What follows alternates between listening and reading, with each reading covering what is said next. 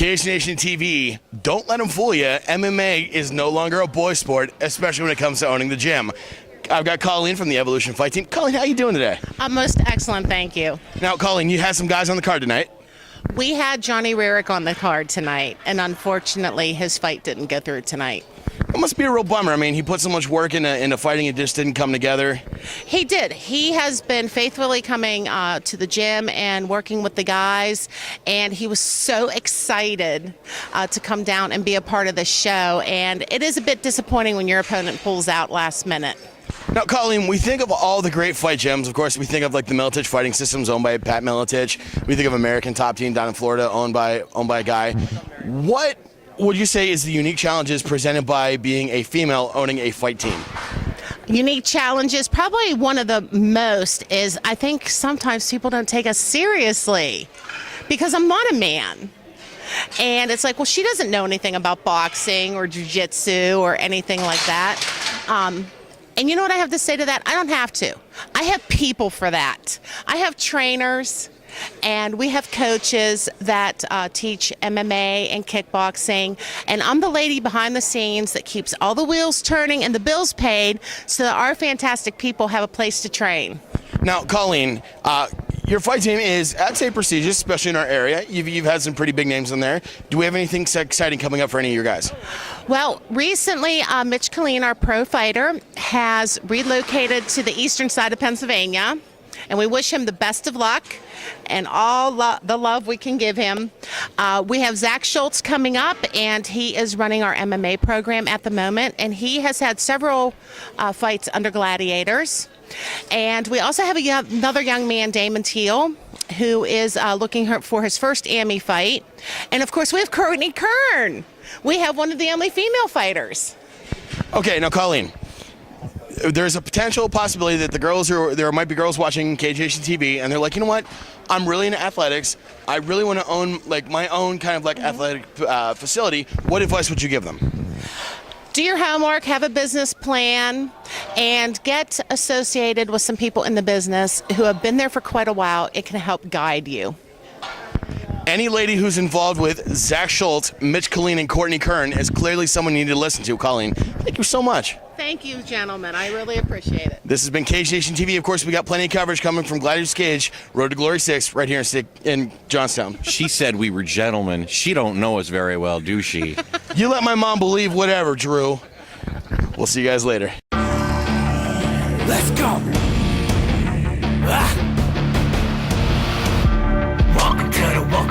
Welcome to the Cage Nation. Welcome to the Cage Nation. Welcome to the Cage Nation.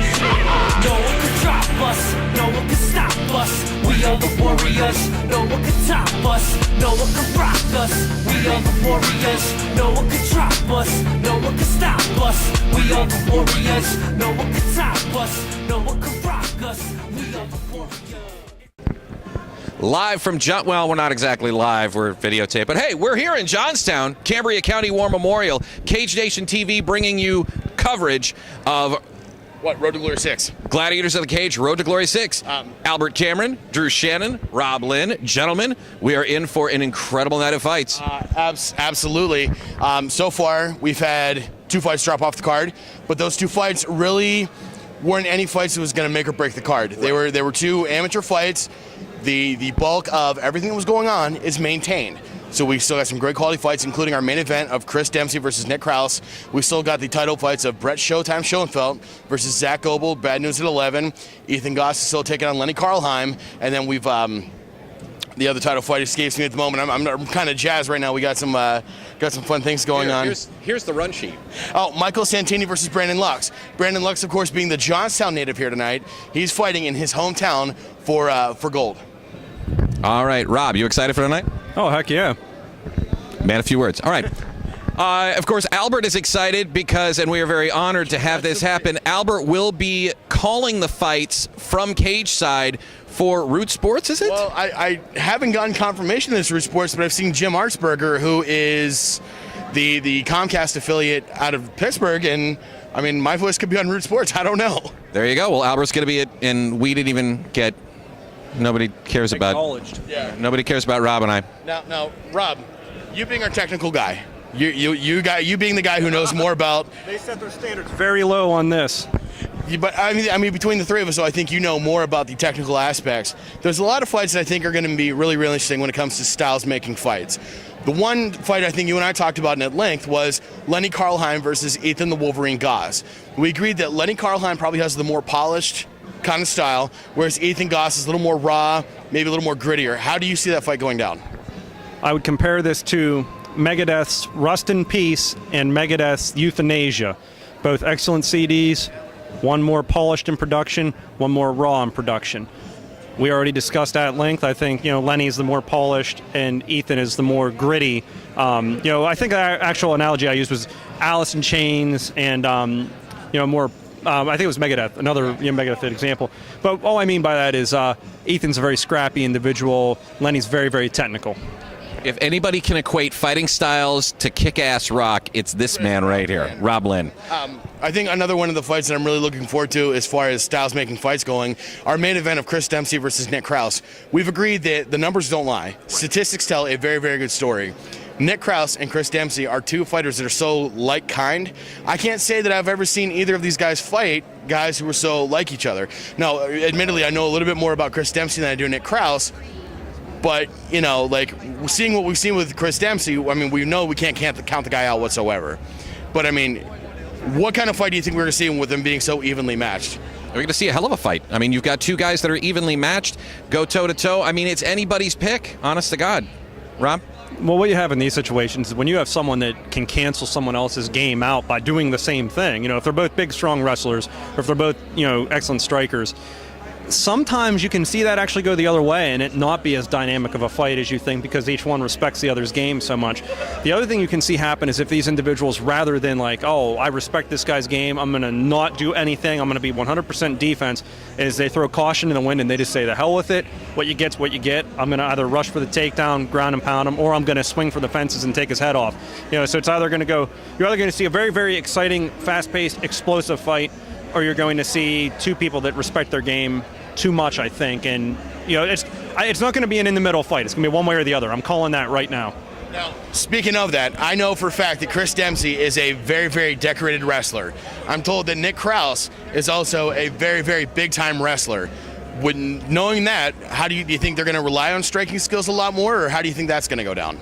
Machismo, man. If I'm against another judo guy and I think my judo is better, I'm going to prove my judo is better than his. I think in this case you're going to have two wrestlers. I mean, think about the wrestling room mentality. It teaches you strength and it teaches you that alpha male mentality. I'm the one. I think they're going to mix up some striking, but you're going to see some wrestling. Behind the cage here, I'm not sure how much you guys are able to see it, but I can easily point out Ryan Goosey Glunt, who is coming out of retirement for the second time tonight. We got Doug the Ninja Bear Haupt, Zach Goebel. It's kind of star-studded here tonight in Johnstown, PA. I think for MMA returning to Flood City, I think this is a great way to get it kicked off. Chris Dempsey's actually right over there. I mean, the whole place is just littered with flooded. Maybe a poor choice of words for this town, but say flooded up here. There are a lot of fighters walking around. They're going to be getting ready to go into the fight meeting here very, very soon. We're going to be getting ready to watch the action. Albert's going to call the action. Rob's going to photograph the action, and I'm just going to sit back and watch some fights. Well, talk about Charlie Gathers tonight, too. Okay. Now, let's talk about Charlie Gathers. Charlie Gathers has been on a significantly long weight cut. I think he's had more time to get to 135 than he usually has. And not only that, but he's also taken the time to compete at NAGA in Pittsburgh. He was actually at the North American Grappling Association. He took on a guy who was like 30 pounds heavier than he was. And from what I'm being told, Steve Smith, his opponent, came in 3 pounds heavy. So there's going to be a deduction in purse. Well, you figure you're grappling with a guy in Naga who's 30 pounds heavier than you, and you got 3 pounds. I mean, I've seen the Madman a lot when he fights. I mean, I think if anyone knows who's followed Charlie's career and seen his fights, I think the three of us are probably in a select group who've seen it probably more than others. I think that's a fair assumption. I don't think I've ever seen Charlie in such a good place in his head. I mean, Charlie's in a very calm place right now. For God's sake, we've seen the man fight with what, bronchitis? Oh yeah, pneumonia. Almost pneumonia, and the guy's pulled through a victory. So yeah, Charlie Gathers is amped. He's ready to go. He's looking good. He's feeling good, and it should be a hell of a bout. How do you know how good he's feeling? He told us. Yeah, we talked to him. We talked to him. Just making sure there weren't some shenanigans going on. There's no shenanigans. Shut up, Rob. Of All course, right. Well, last thing I want to touch on, Zach Goebel versus Brett Showtime Schoenfeld. Now, there was a little bit pre-fight Wow. that we might want to go over really quickly. So Okay, there's some controversy over how the fight before went. Some say Brett was winning. Some others say Brett was not winning at any point. I do not know what the correct answer is. These gentlemen will better tell you. I don't know. I mean, I think me and Mike Kessling, we saw both sides of that coin. Kessling saw Brett, having the upper hand for most of the fight. I saw Zach Goebel implementing most of his game. At the end of the day, I think Zach Goebel and Brett Schoenfeld is going to be a great fight. We talked about controversy. Controversy happened last night getting into today. Yes. Zach Goebel, apparently there were some issues with blood work paperwork not getting in. The State Athletic Commission had to make a ruling. Brett Schoenfeld was very, very upset. So I think that's going to make for a great title fight. And I mean, that is a title fight. Welterweight title fight. Brett Showtime Schoenfeld versus Zach Bad News at 11 Goebel.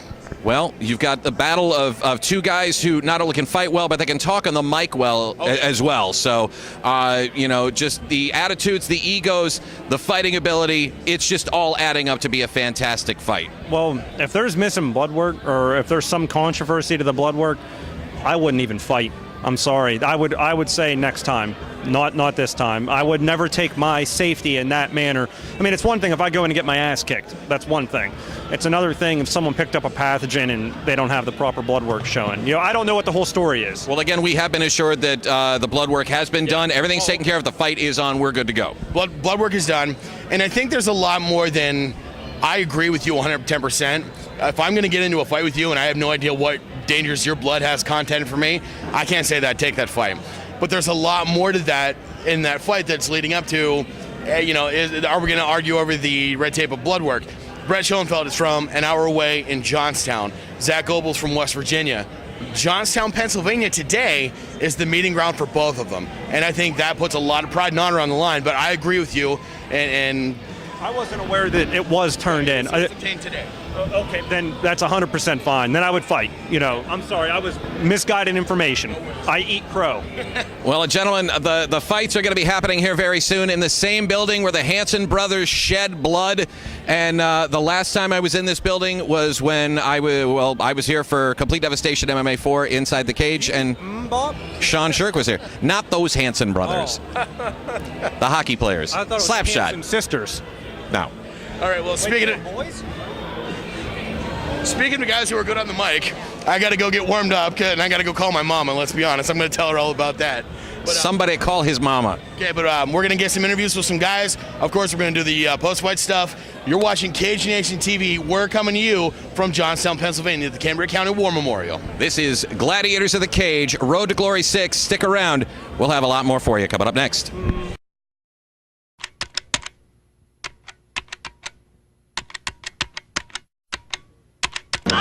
Don't worry about remote signal blockage again. Introducing the Top Mount. This low-profile shelf is perfect for placing your cable box where you can use it. The easy-to-install lightweight shelf is designed to fit behind almost any flat screen TV, with or without a wall mount. The Top Mount is perfect for easy access to cable boxes, game consoles, and DVD players. Don't have your signal blocked again. Order your Top Mount today at thetopmount.com. Unbelievable night of fights here at Gladiators of the Cage, Road to Glory 6. The Road to Glory leads to the Cambria. What? No, I'm saying it was an incredible night of fights. Oh, I was going to say, you were like shaking. I'm like, what? no. Did I mess something up here? No, absolutely no. Everything was right. I think all the roads did lead to the Johnstown War Memorial here in Cambria County. The Cambria County War Memorial here in Johnstown. Sure. Even. Okay, why not? I think from top to bottom, it was a bunch of great fights. Flooded with emotion right now. Look at him. He's like a jubilant schoolgirl over here. Jubilant schoolgirl. Jubilant schoolgirl. All right. So first fight off the cuff, we had Shaquem Hall, which is a Jessica Richmond student out of Brazen MMA and boxing. He took on Anselm Marcano, and we got a first round rear naked choke. And that was in what, minute 17, right? Yeah. Just a quick bout. Jessica Richmond, of course, in Shaquem's corner, and it was a great fight. I have not. You can't talk about a minute and 17-second fight more than a minute and 17 seconds. I know. Yeah, I think the real kicker is Shaquem Hall trains some great boxing. He comes from a great boxing school, and the last 2 fights we've seen him in have ended by submission. All right. All right, moving on. Michael Santini versus Brandon Lux for the amateur middleweight title of Gladiators of the Cage. This bout under advanced amateur rules. This was a very, very good fight. It made history in a lot of different ways. One, it's the first time Brandon Lux has ever lost. And 2, maybe not so importantly, it's the first time Brandon Lux has been taken out of the first round.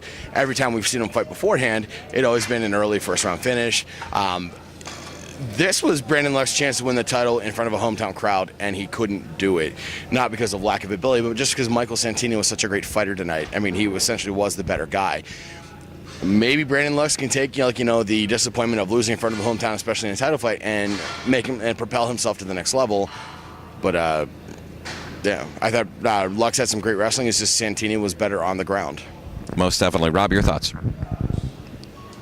I agree with that. I mean, you had a guy that stifled the other guy striking with wrestling. He smothered him against the cage and on the ground, and can't punch him. Get power if you're not up on your feet or not on top of the guy. You don't get as much power generated. So. Yeah, it's probably frustrating for the guy. I thought it was interesting to see Noel Smith, Brazilian Jiu-Jitsu, and Brad Mountain helping on their corner. It was nice to see Brad in town. I can't imagine it would have been so great considering he had to coach against some Dignan Brumbaugh guys, but, it's nice to see familiar faces. An incredible bout, just all around. Fantastic match. And, of course, Michael Santini, your new champ. This moves on to the final bout of the amateur bouts. We had two bouts drop out for various reasons. This led us to our main event in the amateur ranks. That was a super fight, to say the least. Ethan the Wolverine Goss versus Cody Lenny Karlheim. And this bout was just another great, and it was everything I think that we expected. Whenever we broke the news, Ethan said it on Facebook. We posted it out on Cage Nation TV's Facebook. I hoped that we accurately communicated to all of our friends in Pittsburgh and the Conemaugh Valley how big of a fight this really, really was. I mean, because to us from Altoona area, seeing those fights for complete devastation, Ethan Goss versus Lenny Karlheim, it really was a super fight. And the fight went in a way that I don't think any of us would have expected, but I don't think we could have predicted the way that fight could have gone, period. It was a great fight, and I think it really changes a lot of different title scenes. It certainly changes Altoona's title scene. I think it really changes Pittsburgh's to a degree, maybe not in the featherweight division, but I mean, now lightweights are going to have to step up, and then I think this fight is going to end up happening again in the featherweight division whenever Lenny has time to cut the weight. Rob? I disagree with him. I don't think that it was an outcome that we couldn't have expected. I mean, you have two guys that are very well matched. Like I said, I think that Ethan was more gritty and Lenny was like the more polished version. And gritty isn't necessarily bad. Randy Couture was, a gritty fighter, and he was very successful. But the outcome, it could have went either way. I mean, you had Lenny threatening with submissions, but then you had Ethan, who really didn't. I mean, he acted like he didn't care for the submission game of Lenny, like he had no respect for it. But deep down he did. The way he was positioning himself, the way he was cautious when his elbows were in the positions that he was in. And I did see Lenny looked like he was going to threaten with some leg locks, and you see Ethan wising up to that too. I mean, so while it looked like he threw caution to the wind, he certainly did respect what Lenny had to offer. I think we have the unfortunate opportunity of being so close because we are in such a smaller fight scene. Like going to Titan Fitness when I'd work out at the gym, I see Ethan training, and you get to say, hey, how you doing to a guy? Of course, seeing Lenny Karlheim fight, you get to know him. Maybe that I couldn't have expected. Maybe I wasn't prepared to think okay, well, one of these guys has to win and have to put a name to it. I love that you argue. I really enjoy it. I wasn't arguing with you. I disagreed. I felt that, that was a fight that any guy could win, obviously. I mean, I didn't think either guy was outclassed. Right. No one was made to look the full this evening. It was a very good fight. I mean, that's what there is to say about it. I've rolled with Lenny before, and he's a beast, It's unfortunate tonight wasn't his night. I think these conversations will make for great programming. I'm glad you're here. Yes, they definitely make for great programming and great discussions on the ride home where these two fight like cats We and don't dogs. fight about anything. We talk about real estate law, and we play this lovely game called Spot the Real Estate Violation, and we make these scenarios up where we wonder how many times the licensee violated license law and what's going to happen to him. You know, Because we're good agents and we want to make sure we're versed on ethics and stuff like that. I consider it ethics training. You know, well, hey, I'm a member of my local board of realtors, and I went through their ethics training. I feel like the conversations you and I have should count towards continuing it. I think the conversation we're having right now just went way off track. All right. In the past. We had Well, I'll tell you what we're going to do. Why don't we take a break? We'll come back. We'll run down the pro bouts. You're watching the Cage Nation TV Gladiators of the Cage Road to Glory 6 wrap-up episode. Stick around. Welcome back to Cage Nation TV, our special Gladiators of the Cage Road to Glory 6 recap. And what an unbelievable night it's been. We ran down the 3 amateur bouts. Let's get into the 5 pro bouts. These were unbelievable. I mean, just action top to bottom. we had Doug Hopp taking on Darren Casa, which you guys remember the fight that I think Doug is most known for in the Altoona area, which is Doug Hopp versus Jason Royer, where the fight stopped in 26 seconds because Jason spiked himself on top of the head. This fight ended in 27 seconds. And it's not because Doug was outclassed. It's just that Darren Casa went in, he charged him like a bull, he got a hold of the guillotine choke, and from where I was sitting, Doug was out. I mean, like, his eyes had rolled into his head. He had been separated from consciousness. I think it was a great call by Jim Chappell. I also noticed that too when they released the hold. Just Doug, his eyes were fluttering and just in the back of his head. And yeah, it was a good call, but I think he was out a little bit longer than what the ref had seen, because I know there were some people on our side screaming, he's out, he's out, he's out, and then the ref finally came and took a look and saw that he was out. I don't think that was any fault of the ref. He was just out of position. I mean, again, it's 27 seconds, so what can you say? But it is what it is. He got choked out. It happens. And because the referee was on there, he's going to live to fight another day. No harm, no foul. He's separated from consciousness, but he's going to be fine. All right, let's move on. Was it Devon Wilson taking on Nathan Bryant? Heavyweights.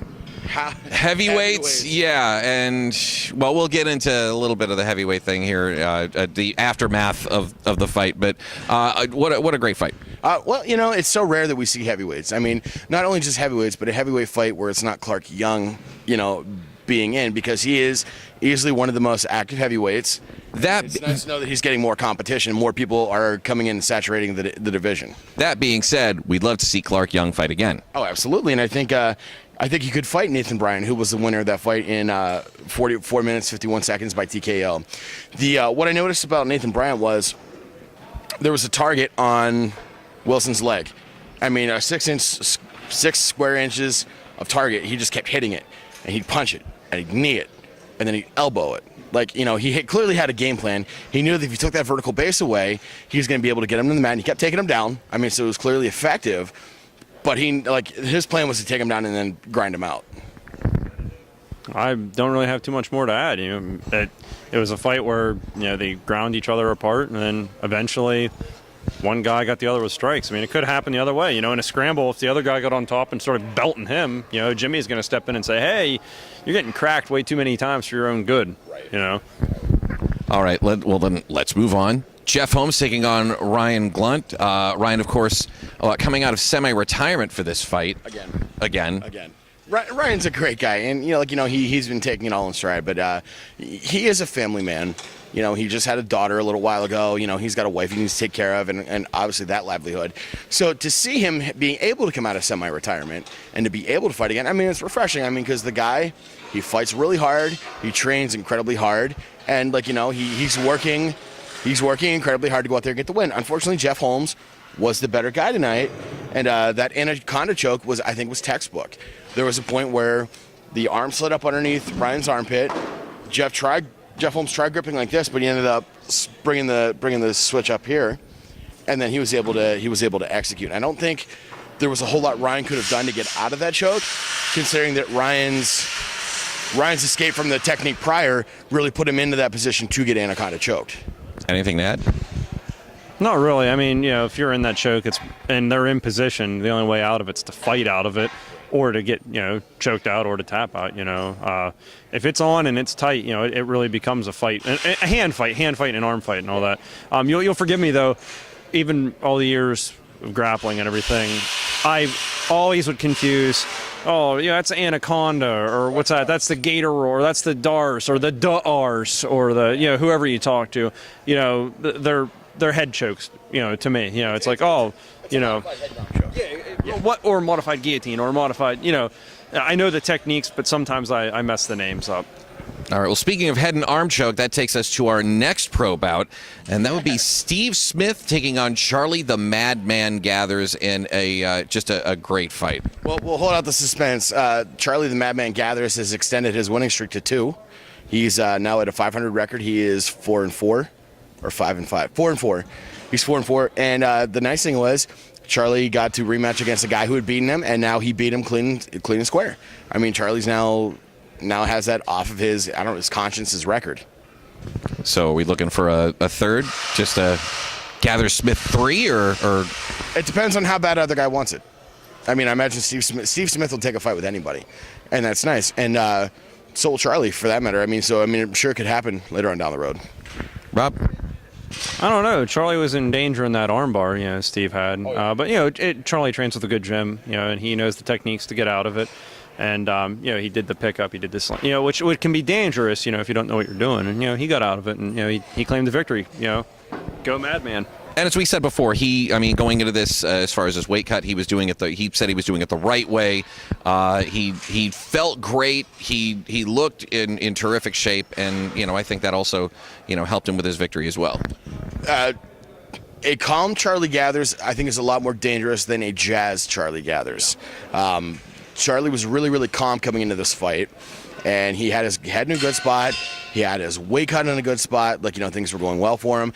And when Charlie's in that mindset, he affords himself a lot more clarity, and he's a lot more effective and a lot more dangerous. Whereas when he's really, really pissed off at somebody, it's kind of Charlie's going out there to hurt somebody, and sometimes that backfires on him. So it's good to see Charlie, coming back to winning ways. I know that armbar he was in, I watched his glove rotate, and then, because I thought Smith had him.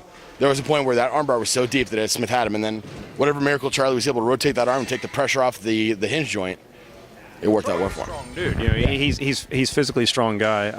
Now, if you notice, a lot of the guys from the Dignan team, I train with them on and off, like when I'm not in college or working too much. If you notice, I'll hesitate to say a lot because I don't want to be accused of biased journalism, saying only good things about them and only bad things about other people. So that's why I'm hesitant to say more. But it was a great fight for Charlie. Charlie looked really good. He was in danger with that armbar, or then he wanted to pull off a submission win of his own. Co-main event. How do I? Co-main event. Co-main event. Zach Goebel versus Brett Showtime Schoenfeld. A fight that I think was best to happen here in Johnstown. It's midway between Pittsburgh, where Goebel usually fights out of, and Altoona, where Schoenfeld normally fights out of. And I may easily say probably fight of the night. This bout did not disappoint. Of course, the crowd very, very vocal in favor of Brett Schoenfeld. It is his area, but some of the fans, I think, kind of turned towards Goebel towards the end there. But an incredible bout. Started off with Zach coming into the cage, doing a cartwheel. Brett coming into the cage and blowing Zach a kiss, totally trying to psych him out. I'll tell you what, I don't think I could do a cartwheel. No. Why don't you try it? Let's go see it. You can give it a shot. Yeah, we'll do it on camera. What you had was that first round, I was sort of concerned for Zach. I thought, holy hell. Schoenfeld came to fight, and he was laying the smackdown. He was doing a lot of striking, he was landing them too. And I especially liked in the clinch, he does this, he's tied up and he does the elbow up over. I'm not even that flexible, I'm a pretty flexible guy. I don't think I could do that. And it was funny because Zach kind of was like, he smiles at him. I thought that was cute. A little gamesmanship, between the people. And then, you move on to round two. and you have Zach sort of take the tide a little bit. And you've seen in between rounds 2 and 3, you've seen some damage build up on Schoenfeld's left eye, I believe. And, it was building up. It was swollen. It was almost closed. I mean, and that heavy hits landed by Zach. And then, third round, what do you have? You have more control by Zach, more damage. But now, I've skipped ahead a little bit. Zach ultimately won 29-28. However, you had a back and forth fight the whole time. What's interesting to see is when you look at a fight, okay, it gets scored 10-9, all right? So a score might be read 30-27. We're like, well, that guy, must have got his ass kicked. One punch can decide a round. So it was a close fight, but I really do think, rounds 2 and 3 that definitely Zach took control and he did what he needed to do to win effectively. Albert, your thoughts? There was a point where, and I know exactly what you're talking about, Brett was almost in a front chancery, and then he almost twisted his entire body to get that elbow strike up. I can't say that I've ever seen that strike thrown in a fight that I can remember off the top of my head. At least not like that. Want me to try it on Drew? You know what? No. I don't think I could land it anyway. No, thank you. But what I'm saying is, you're in that you're in that spot. Well, then by all means, go ahead. All right. You're in that spot. When would you ever expect that strike coming at you? That is just one of those unorthodox maneuvers that I think Brett did very, very well.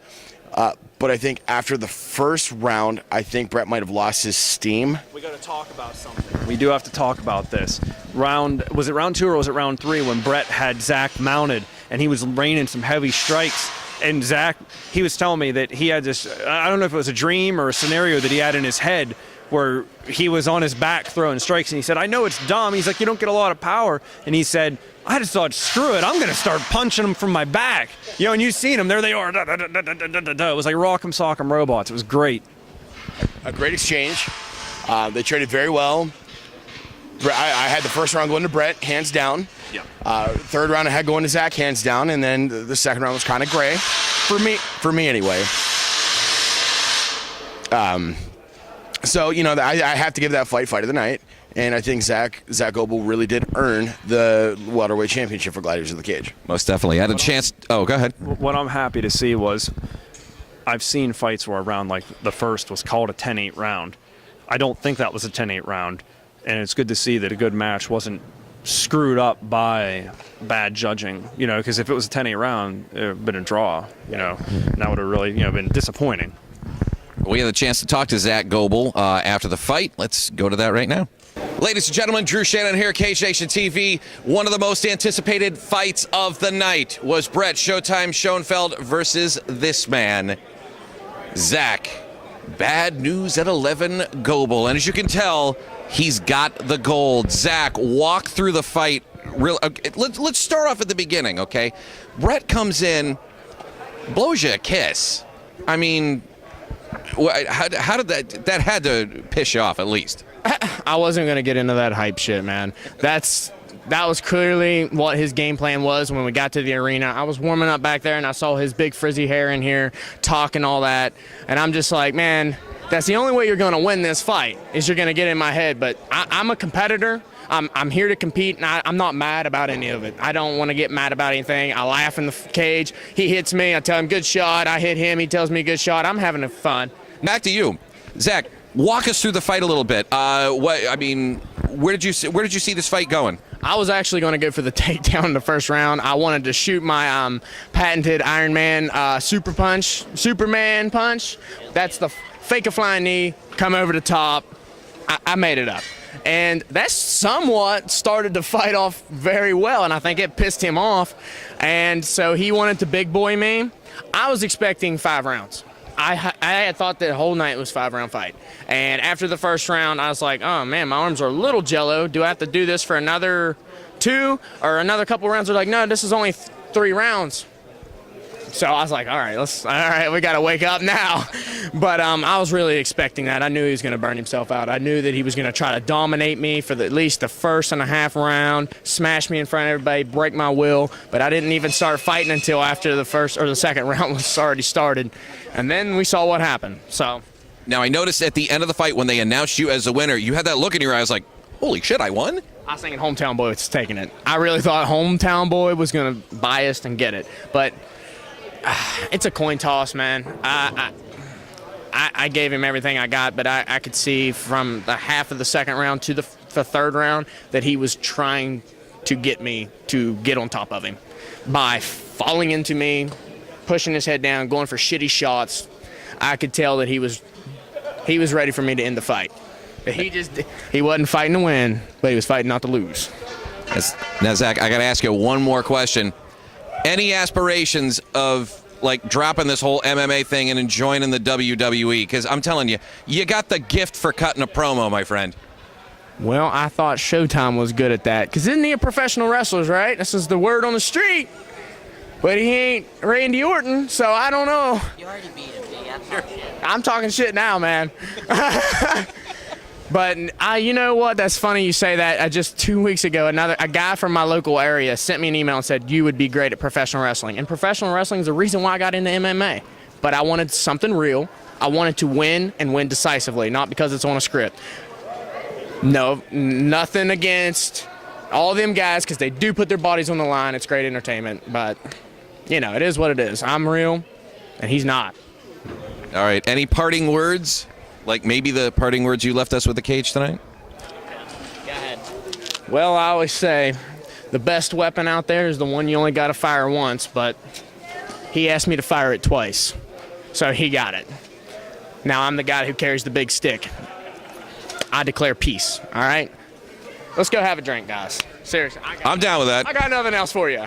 Get this man a beer. Zach, Bad News at 11 Goebel. Good seeing you again, my friend. Congratulations on your title win. Thank you. More with Cage Nation TV. Stick around. And there you go. The Iron Man punch. Yeah, in normal MMA circles or traditional MMA circles, we call it a Superman punch.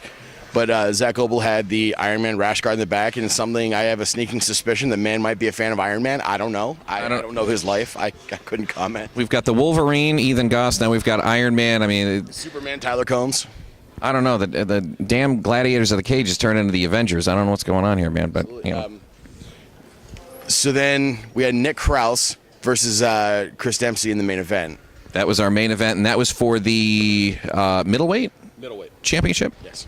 Middleweight championship. They have no confidence in their answer. It's for the middleweight championship. Now, the beautiful thing is Chris Dempsey and Nick Krause were so evenly matched on paper. And I know when we talked to Chris Dempsey after the fight, I asked him, how does Chris Dempsey prepare to fight Chris Dempsey? I mean, they've had the same number of fights, same height, same weight, same reach. They both have some excellent wrestling to them. So, Chris Dempsey was essentially fighting himself. We now know that the difference between the two is that Chris Dempsey has better cardio. And I think it was Nick Krause's cardio that ended up beating him or presented Chris Dempsey the opportunity to beat Nick Krause. Yeah, I don't want to say that anyone lost to their own cardio. I mean, he lost to Dempsey. That's who Nick lost to. Chris Dempsey is who beat him, not failed cardio or anything. Now granted, he could have prepared better and had better cardio. Right. What I'm saying, the difference between the two. I mean, they were so evenly matched. The difference between the two was the cardio, because Chris Dempsey clearly outlasted Nick Krause, and then Chris Dempsey was able to take a game plan that he already had in place. He was already working his game plan, and I've compared Chris Dempsey to Peyton Manning before. He's satisfied killing you with 1,000 small cuts. So, I mean, he was controlling the fight exactly where he wanted to go, but there was a point where you can tell Nick Krause's cardio broke. And, I mean, the will to fight just wasn't there, and he may have sped up Chris Dempsey's process. I think Chris Dempsey was on the way to winning, regardless. He had the game plan in place. He was moving towards it. He was executing very, very well. But he might have held out another round or two longer if his gas tank was a little more prepared. All right, you had the opportunity to talk to the champ. Let's go to that interview right now. Cage Nation TV, of course. I'm your elected official, Albert Cameron. Beside me, Chris Dempsey, victorious again in the main event of Gladiators of the Cage, Rise to Power 6. Chris, what an epic fight that was. How do you feel? I feel good. Nick was a real tough kid. I would say he's probably the toughest kid I've fought so far, and I give him a lot of credit. He stayed in there. He had a long layoff from his last fight, and I mean he's real tough. I give him a lot of credit. Now, Chris, I think one of the things that we all noticed when we looked at the numbers, we looked at the opponent you're fighting, was how evenly matched he was to you. How does Chris Dempsey prepare to fight Chris Dempsey? I'm just working on my weaknesses. I mean, if he had the same weaknesses as me, and I try to just fill the holes in my game so that my weaknesses were better, and just kind of I knew he was going to shoot, and I was just kind of ready for it, and just kind of wanted to capitalize on his mistakes and try not to make as many as myself. So. All right, Chris. Now there was one point where you could almost see Nick Krause kind of break, and I think that was after your exchange. He kind of nailed over like he was fatigued. Is that when you knew you could go in for the kill, or when did you know that you had the fight stopped? I know exactly when it was, and it was we were all the way across the cage from where you were sitting and commentating, and I came across with an elbow. I felt it cut him, and I heard him let out a yell, and I knew then that it was kind of like he didn't really want to be there anymore, and I just kind of was like a shark of blood and water, and kind of just jumped on the opportunity. All right, Chris, follow me if I'm missing anyone. Lewis Rumsey, Tanya Dixon, Muhammad Abdullah, now Nick Krause. Am I missing someone in between there? No. Okay. With that being said... Yes, Tawan Howard. Okay, Tawan Howard. Okay, at North Shores Rice Power 3. Yes. Okay. What is next? I mean, because Rich Miller must be getting tired of bringing you challenges and having you defeat him all the time. I mean, I don't know. I hope to make it to the big leagues here soon, and I want to fight full time, and I just want to keep trying to prove myself, and hopefully somebody out there sees it. I have to believe that Uncle Dana White watches Cage Nation TV regularly. Uncle Dana, when you do, my man Chris Dempsey here is ready to fight for you. Chris, congratulations. Thank you very much. Again on the title win. Is there anything else you'd like to say to anyone? Thank anyone? Just want to thank everybody who's helped me through my career, and just kind of here in Johnstown when I started out at Cold Steel MMA here in Johnstown, and all the guys came, Donnie, Roebuck, Jake Moore, and Carl and Hausriger. They're my 3 cornermen before, and they're who got me started and helped train me. Just want to thank them for coming out and continue to support me. So, Cage Nation TV, I'm Albert Cameron, and this is Chris Dempsey. It's been a great night at Gladiators of the Cage, this Road to Glory 6. Champ, we'll see you next time. Thank you. We'll see you guys again next time, too. Go, Chris Dempsey, retains his middleweight title. Albert? I thought it was great. I thought they were so evenly matched. I don't know, on paper. We sat down, we looked at it, and we realized that Chris Dempsey was fighting someone who was very much like himself. Chris Dempsey just did a very, very good job of implementing his game strategy better. He went out and executed much, much better. I thought Nick Krause's cardio could have used some work. But yeah, I thought Chris Dempsey did exactly what he does. He is satisfied killing you with 1,000 small cuts. All right, gentlemen, final thoughts on the night. We're going to start with Rob. What you think? I think this is the most people I've seen in a Johnstown MMA event, and I've been at every MMA event in Johnstown. Great show put on here, great production. I'm sorry that I'm looking back at this because I'm admiring it. You know, here we have people that knew what they were doing with their production. They knew what to expect coming in here, and so far the reports are pretty good from management. Me overhearing, that the event turned out pretty well. So let's hope that the numbers, in fact, do come out well, like I think they will, and that we'll see MMA here in Johnstown again. I heard 920 tickets. I'll be honest with you. I was skeptical. I was openly skeptical. I said, I've seen MMA come to Johnstown, and it's been dead. It's been absolutely dead. I've seen events come to Johnstown and just fall in. I don't know what it is, but they did really well here tonight. And I'm happy about that. Albert, your thoughts? I think that tonight has really changed a lot of title scenes and a lot of pecking orders. I think now that we've crowned some new champions, some guys have been introduced to the scene. I think a lot of the things that we enjoyed about Western PA MMA have now changed. The guys who were contenders might not be. Guys who are number 1 contenders certainly sure are next in line, but now I think we have new number 1 contenders who need to answer to different champions. And that makes for exciting MMA that you can get behind and follow. All right, my thoughts. Honest to God, Johnstown, I thought, came through tonight. They came out, and as Rob said, better crowd than I've ever seen. I've only been to the one MMA bout that they had here. That was Complete Devastation, MMA 4. And there was considerably more people here. They were ready for action, and they got what they paid for. Hard-hitting, non-stop action that only Gladiators of the Cage can provide. And, of course, I don't envy Rich Miller in the least, Robert Joseph, any of the matchmakers here at Gladiators of the Cage, because they've got to up their game when they return to Stage AE on June 14th. It was such an incredible night of fights. How do you top that? Well, I'll tell you what. Show up at Gladiators of the Cage, Stage AE, June 14th, and you'll find out, because God knows they'll do it. Yeah, who's next for who? Right. What matches do you make? Who? Right. That's what I'm saying. Fighting next? Who's Lenny going to fight next? Who's Chris Dempsey fight next? Who does? Wow, I just drew. Thank you. Yeah. And who does Schoenfeld fight next? If we're going to talk about the same fight. And not just that. What about Charlie? Who's Charlie fight next? But it's not just that, but there's that other promotion in Pittsburgh that's also kind of drawing from the same talent pool, that their victories over there changed the pecking order. And I mean, that's kind of exciting for me. Like, you know, who does Zach Goebel fight next? You know, like, who's going to be the next middleweight challenger or the next welterweight challenger? Like, there's just so many ifs. And that's why, like, I really feel really fortunate that we do have so many good contacts and so many good relationships with fight promoters, that we're able to follow that in a real-time environment, and that we are fortunate to get press access to cover the fights. All right. Well, on behalf of Rob, Albert, myself, we want to thank everybody once again here at Gladiators of the Cage.